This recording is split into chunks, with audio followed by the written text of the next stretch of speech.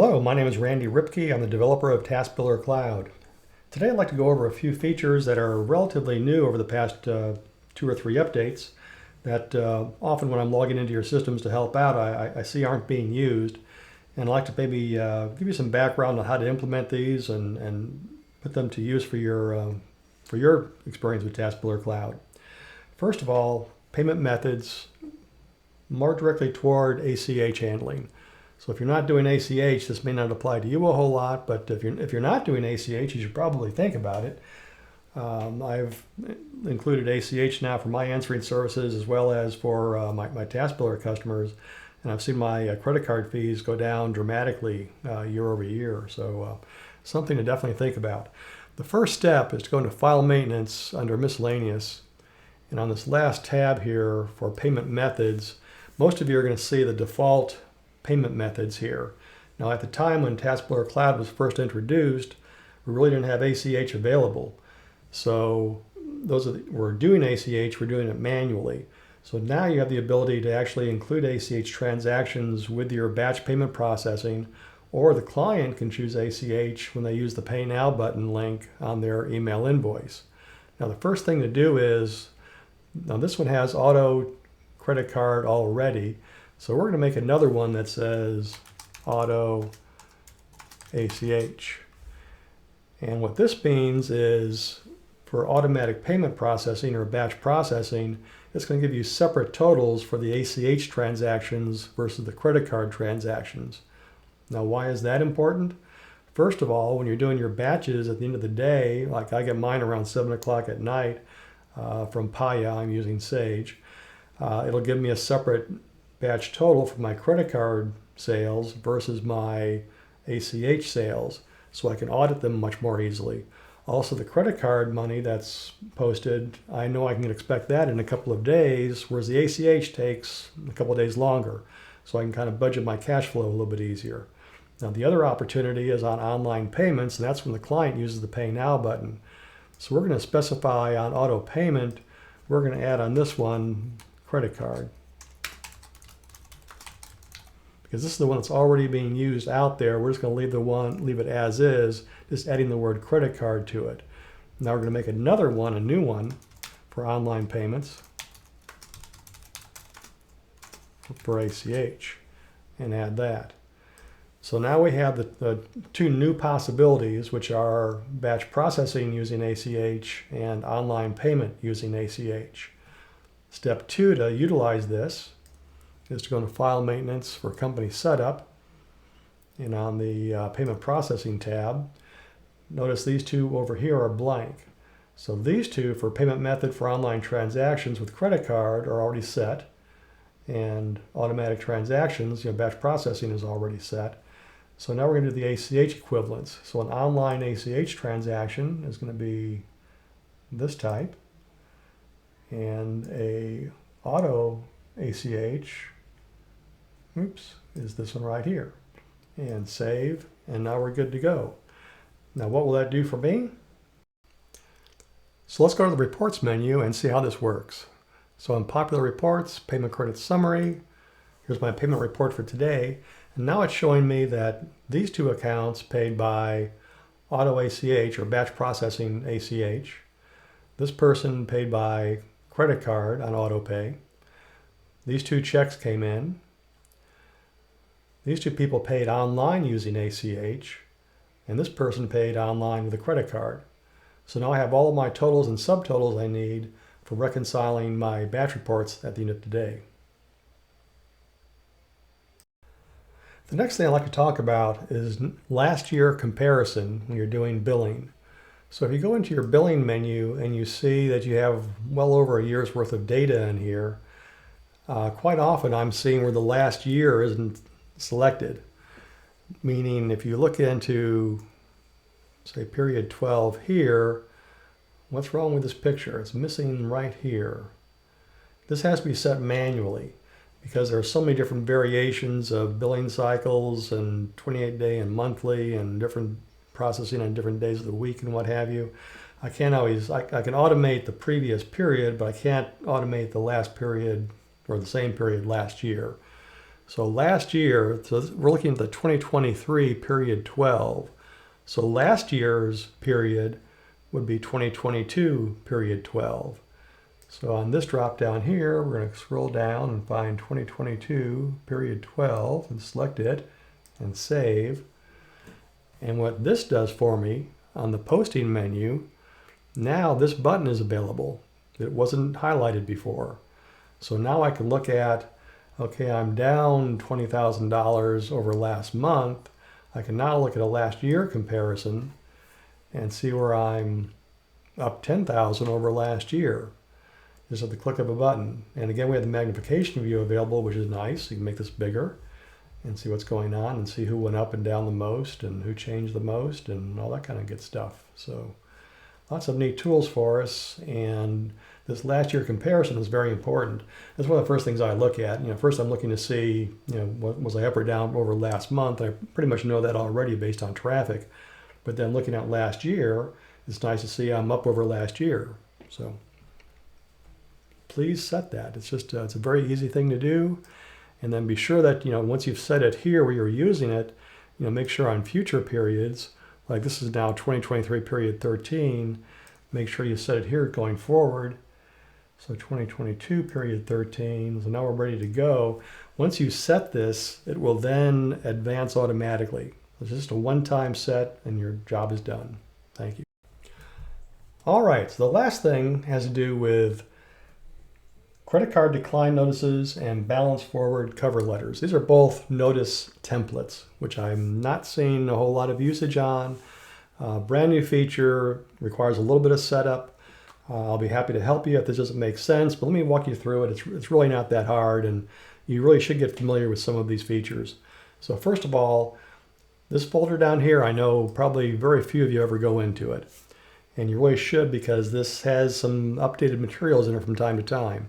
Specifically in Randy's shared documents. This is where I can share files with all of you immediately, very easily for me. So within this folder, there's a document, a PDF on rounding. So if any of you want to use rounding within your formulas for posting accounts or analysis, this document shows you how to use the rounding commands on TASbillerCloud. The magic number calculator, I think many of you have heard of. Everyone needs to be using this to calculate what your magic number is. There's also a YouTube video on how to use this spreadsheet, very powerful tool. I have a brochure here on the Daisy phone app, so those of you on StarTel that have the StarTel API can use Daisy for on your phone, keeping track of your agents, your call traffic, any of the analysis functionalities, average time to answer, abandon rates, utilization rates, that kind of stuff. There's also a spreadsheet that illustrates the benefits of call rounding, and it shows you how much billable time you're going to have with no rounding versus 6 second, 15 second, 30 second, or full minute. I'm on full minute, by the way. And then we have a few other templates here, or folders here. So this first one is template related documents and graphics. This has a lot of the mostly logos for credit card graphics, and then also the templates used by online statements. So if you ever need to make a new template for online statements, this shows you how to set it up for the return address and the to address and that kind of stuff. The other folder that we have, sample notice templates, and this is where we're going to play right now. So let's start with the first one here is the sample balance forward cover letter. Now to download this to my machine, all I got to do is double click it. It just sends it to my downloads folder. I can drag it over here so you can see it, and then there it is, in my downloads folder.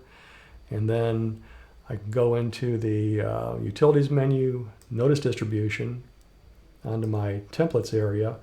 And most of you have just these three templates. You have the important notice, the disconnect notice, and the friendly reminder. I'm hoping everyone's using the friendly reminder. This is a great tool for improving your collections. I use this every billing period. I send it out 1 week before billing.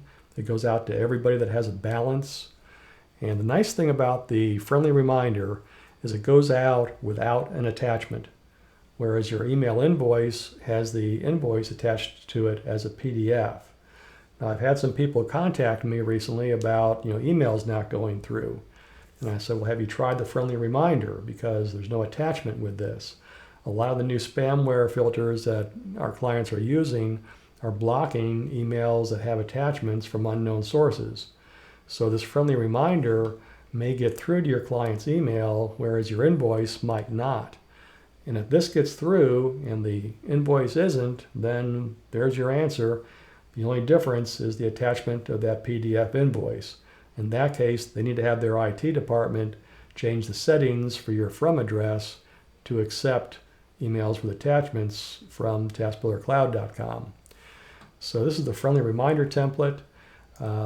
Disconnect notice, I use this one, and you have to be consistent about this and just do it.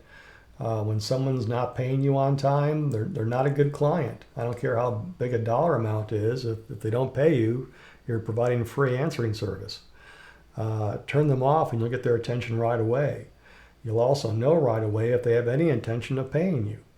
If they get this notice and you've turned them off and they call you and pay, then great. They know not to mess around with you, that you're serious about collections.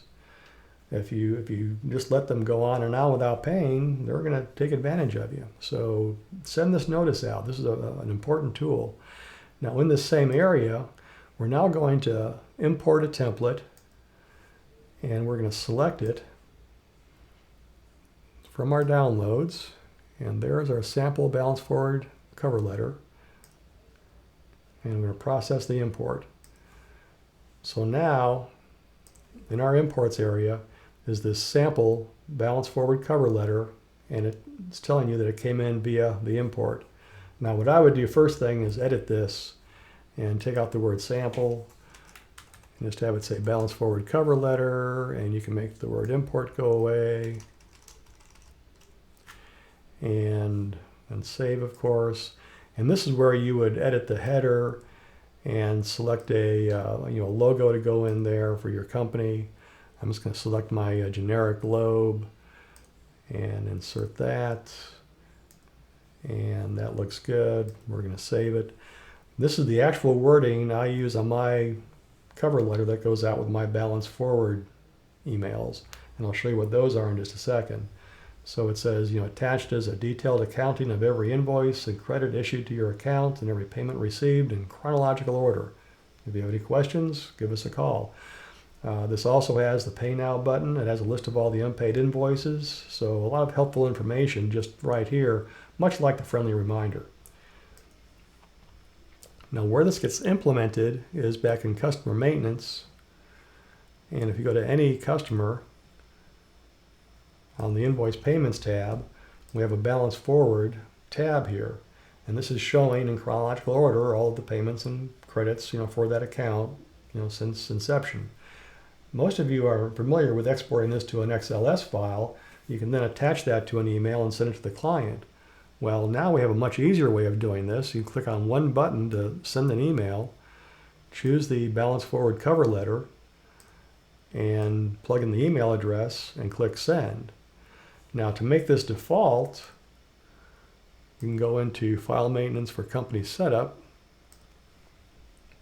and Email Invoicing, and for the balance forward email template, select it right here. I think the reason it came up before is because alphabetically it was the first notice to show up there. So this is where you would set it and save it. That way if you have multiple templates, it will know which template to use as the cover letter for the balance forward spreadsheet going to your client. Saves you a lot of time, much more professional looking, works fast, one button click, and you're done. The last thing I want to talk about is the payment declined email template. Now this comes into play when you're doing billing and you're doing your automatic posting on batch payment processing here. Notice how this is probably grayed out if you don't have this set up. This means you cannot send a payment decline notice until you specify which notice template to use. So on the main menu, go to Document Storage, Randy Shared Documents, Sample Notice Templates, and Sample Credit Card Decline. So we can double click on that, and again it downloads into my Downloads folder. And here it is here, my balance forward is still there, and my Sample Credit Card Decline is there. So I can go into File Maintenance, Templates, and scroll on down to Notices. And we're going to import the credit card decline notice and process the import. Once again, there it is as sample with the import notation. We're going to edit this, take out the word sample, take out the word import. And this could be credit card ACH decline. Probably a good idea if you're taking ACH as well. Just do that and do a /ACH decline. And go in here and plug in our logo. Oops, we want the small one. Let's go smaller. And that looks good now. And the nice thing about this notice, it goes out automatically, so there's no work on your part. Customer receives it. Customer probably already knows that their credit card expired or was compromised, so it doesn't work anymore. So they know something's up with their credit card they have on file with you. This is giving them the instructions on how to use the Pay Now button to then input their own credit card information, their updated information themselves, and sign up for auto pay. And this way it's all done by the client and you do nothing. It's all automated. So now that we have this template set up, make sure we save it. We're going to go into File Maintenance on Company Setup. And on Email Invoicing, we're going to select our credit card decline notice and save that. So now that we have a notice defined here, when I go back into my billing menu and bring up this billing period, oops, I'm sorry, I'm batch processing. Notice now it's not grayed out. I can check this. So I can send payment decline notices. And this will stay saved. So on future billing periods, when you do your batch processing, the decline notices will go out automatically.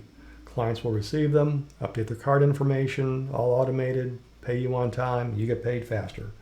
So that's all I have for you for today. I hope this makes sense and helps you. If you have any questions, as always, shoot me an email or give me a call. Have a great week. Thank you. Bye-bye.